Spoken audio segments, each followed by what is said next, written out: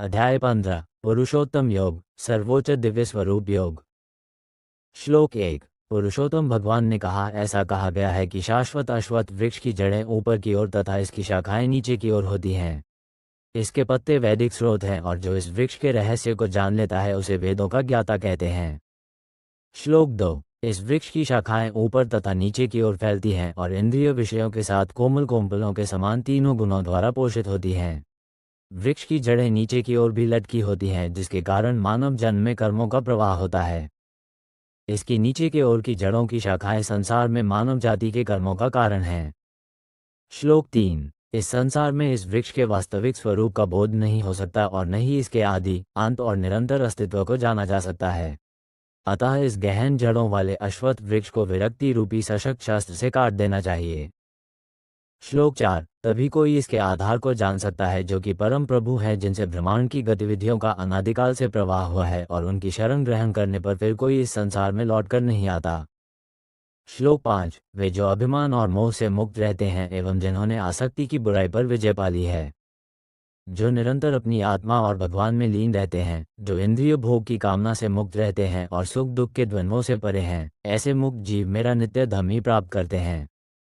श्लोक 6। न तो सूर्य, न ही चंद्रमा और न ही अग्नि मेरे सर्वोच्च लोक को प्रकाशित कर सकते हैं। वहां जाकर फिर कोई पुनः इस भौतिक संसार में लौटकर नहीं आता। श्लोक 7। इस भौतिक संसार की आत्माएं मेरा शाश्वत अनुवंश है, लेकिन प्राकृत शक्ति के बंधन के कारण वे मन सहित 6 इंद्रियों के साथ संघर्ष करती हैं।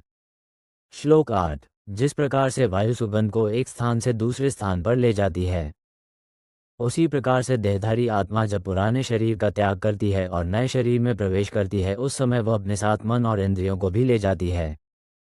श्लोक 9। कान, आँख, त्वचा, जिह्वा और नासिका के इंद्रिय बोध जो मन के चारों ओर समूहबद्ध हैं, के साथ देहधारी आत्मा इंद्रिय विषयों का भोग करती है।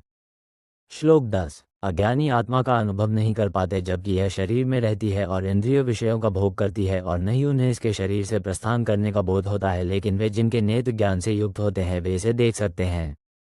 श्लोक 11। भगवत प्राप्ति के लिए प्रयासरत योगी यह जानने में समर्थ हो जाते हैं कि आत्मा शरीर में प्रतिष्ठित है। श्लोक 12। ये जान लो कि मैं सूर्य के तेज के समान हूँ जो पूरे ब्रह्मांड को प्रकाशित करता है।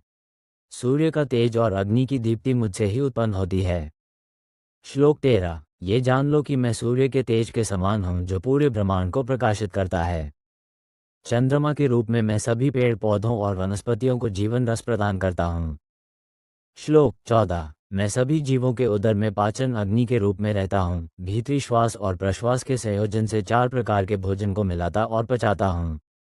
श्लोक 15। मैं समस्त जीवों के हृदय में निवास करता हूँ और मुझसे ही स्मृति, ज्ञान और विस्मृति आती है।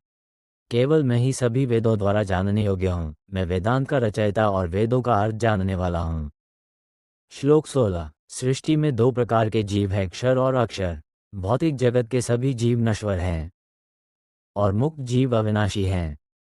श्लोक 17। इनके अतिरिक्त एक परम सर्वोच्च व्यक्तित्व है जो अक्षय परमात्मा है। वो तीनों लोकों में अपरिवर्तनीय नियमता के रूप में प्रवेश करता है और सभी जीवों का पालन पोषण करता है।